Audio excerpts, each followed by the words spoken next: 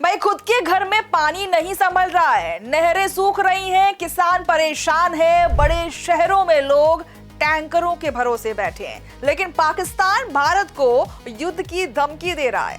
पाकिस्तान के रक्षा मंत्री ख्वाजा आसिफ ने कहा है कि अगर पाकिस्तान की जल सुरक्षा को खतरा महसूस होता है तो वो भारत के खिलाफ जंग छेड़ देगा। सवाल ये है कि आखिर पाकिस्तान किस आधार पर भारत को धमका रहा है? क्या ये सचमुच पानी की लड़ाई है या फिर अपनी नाकामी को छिपाने की कोशिश? नमस्कार, मैं हूं आपके साथ मनीषा सिंह और आप देख रहे हैं प्राइम न्यूज का डिजिटल प्लेटफॉर्म। सबसे बड़ा सवाल अभी यही है कि जिस देश में दशकों से जल प्रबंधन की हालात खराब हो रहे हैं, जहां लाखों लोग पानी के संकट से जूझ रहे हैं, क्या वहां की सरकार अपनी विफलताओं का ठीकरा भारत पर फोड़ना चाहती है? आज बात सिर्फ सिंधु जल संधि की नहीं होगी, बल्कि उस सच्चाई की होगी जिसे पाकिस्तान का सत्ता तंत्र छिपाना चाहता है। पाकिस्तान के रक्षा मंत्री ख्वाजा आसिफ ने कहा है कि अगर पानी को लेकर के पाकिस्तान की राष्ट्रीय सुरक्षा को खतरा हुआ तो वो भारत के खिलाफ युद्ध शुरू कर देगा। यानी एक तरफ पाकिस्तान दुनिया के सामने शांति की बात करता है तो दूसरी तरफ उसका रक्षा मंत्री खुलेआम युद्ध की भाषा बोल रहा है।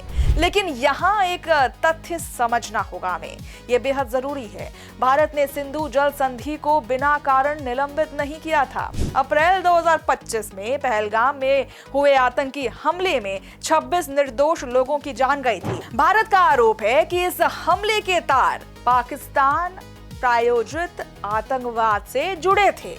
नई दिल्ली का साफ संदेश है कि आतंकवाद और सामान्य संबंध एक साथ नहीं चल सकते हैं। अब सवाल उठता है कि पाकिस्तान इतनी बेचैन क्यों है?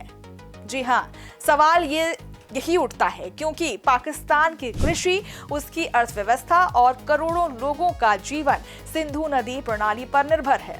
लेकिन असली समस्या भारत नहीं है, असली समस्या है पाकिस्तान का वर्षों का कुप्रबंधन। सिंध और बलूचिस्तान में पानी की भारी कमी है, नहरों में रिकॉर्ड गिरावट दर्ज की जा रही है, कई इलाकों में खेती चौपट होने की कगार पर है।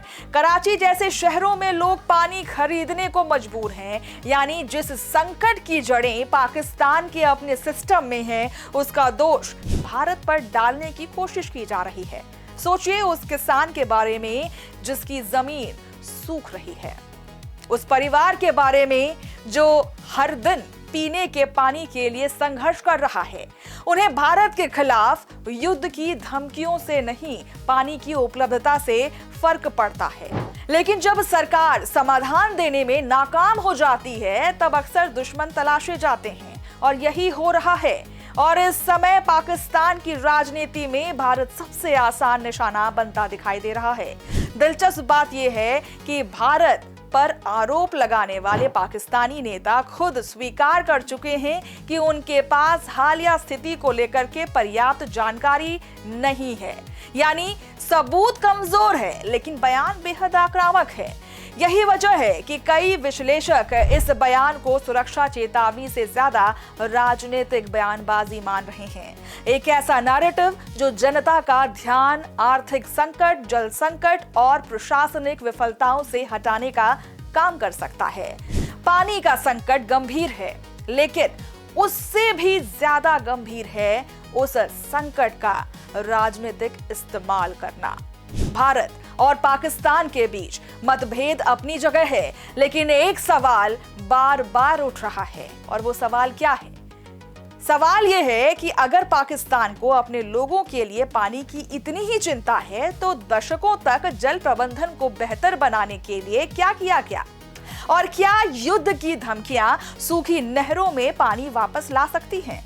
या फिर ये सिर्फ घरेलू विफलताओं पर पर्दा डालने की कोशिश है? तमाम सवाल उठ रहे हैं और इसका जवाब पाकिस्तान को देना होगा। नमस्कार।